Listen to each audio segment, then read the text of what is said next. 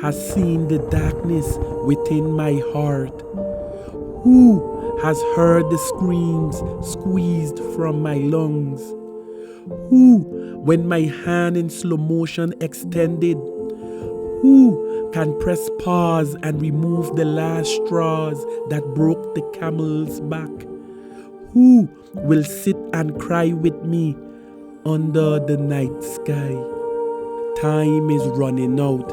I'm lost between two worlds. I was brought up in a good environment, but my heart craved a different excitement.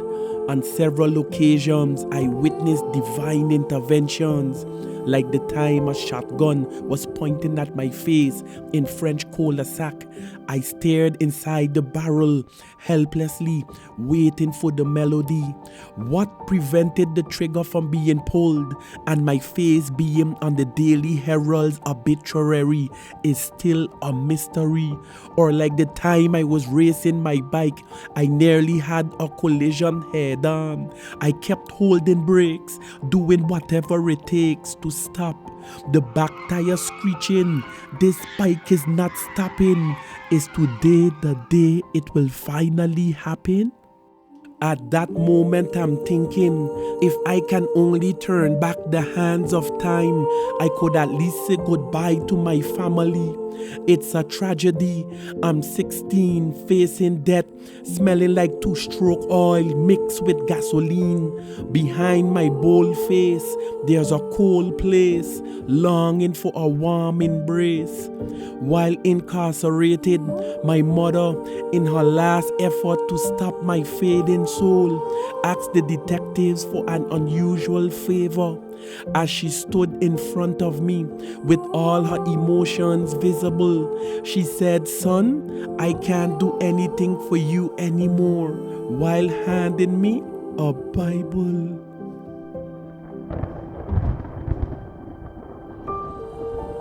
What does it mean? Is this a dream? Now is not the time to give up on me while I'm in quarantine. Could this be the key or a phony copy of all the things that cannot set me free? Set me free. Where is the hope? Where is the rope? Am I all alone on this slippery slope? My future outlook was jail or the grave. There was no other option until there came another divine intervention. Pack your bags, I'm sending you to Holland. Although it was a different scenery, I could still hear the same footsteps walking behind me. New addictions emerge and submerge my mind deeper in darkness. Before I was constantly stumbling, now my life is finally crumbling. Desperate times call for desperate measures, so I took mental pictures of my past failures and decided it was now time to study sacred scriptures. Now or never. Is the God of the Bible an impostor or a genuine savior? Only one way to find out. I had to read from cover to cover. And what did I discover?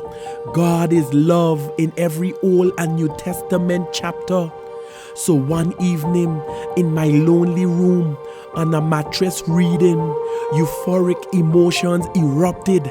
I sensed the presence of the anointed, before whom the Red Sea parted.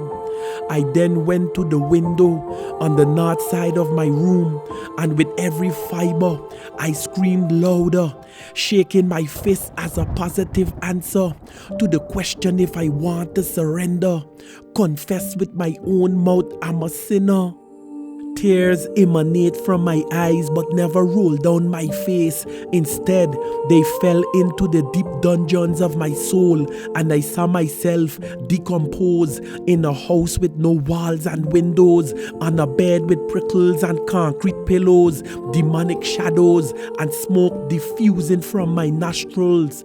It was then and there I was connected to ancient power to defeat my biggest fear and unleash the greatest mightiest weapon to crush every addiction.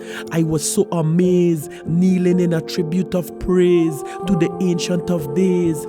Which mortal can count the cost, nailed to the old rugged cross that changed my life story and finally set